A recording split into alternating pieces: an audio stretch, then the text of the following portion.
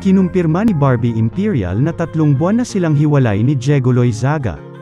Ibig sabihin nito, may basehan ng mapaulat noong January 2022 na may pinagdadaanan ang relasyon former showbiz couple. Nag-celebrate pa ang dalawa ng kanilang first anniversary noong December 2021. Matapos nilang maghiwalay, inamin Barbie na umasa siyang babalikan pa siya ni Diego. Inusisa si Barbie kung kaagad ba siyang nagsabi sa kanyang ina nang mag-break sila ng anak nina Cesar Montano at Teresa Loizaga. Sabi ng aktres sa live episode ng Magandang Buhay nitong Biyernes, April 1, 2022, "Ako po, parang hinintay ko ng 1 week. Sinolo ko talaga yung breakup. As in, nasa kwarto lang ako. Sobrang lungkot ko talaga. Alam ko po kasi kapag nasasaktan ako, mas doble talaga yung sakit para sa nanay ko. So, kinimkim ko muna na mag-isa.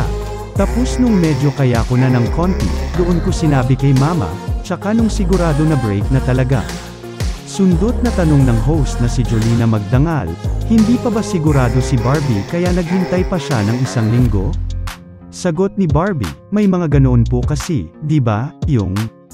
Sabat ni Melay Cantiveros, "Umaasa pa tayo na baka habulin." Pagsang-ayon ni Barbie, habulin. "Oh, yeah, pero hindi siya hinabol ni Diego. Pero nung sure na parang break na, sinabi ko na talaga kay mama," sabi ni Barbie.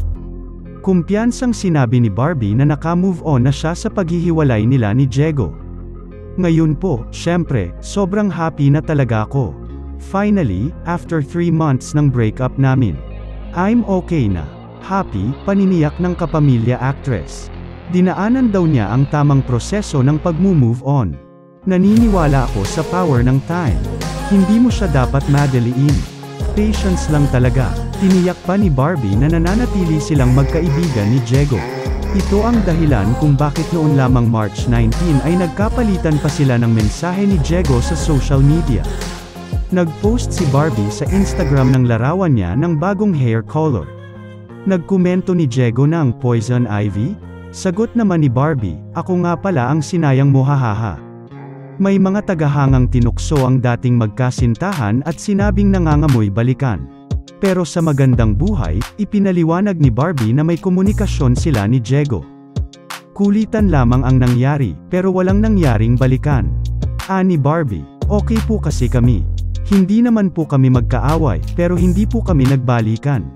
Friends lang."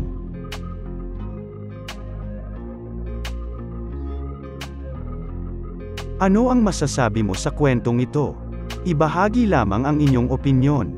Para sa iba pang latest trending topics na kwento, please pakipindot naman ang subscribe at notification bell para lagi kang updated sa mga bagong video ko. Maraming salamat!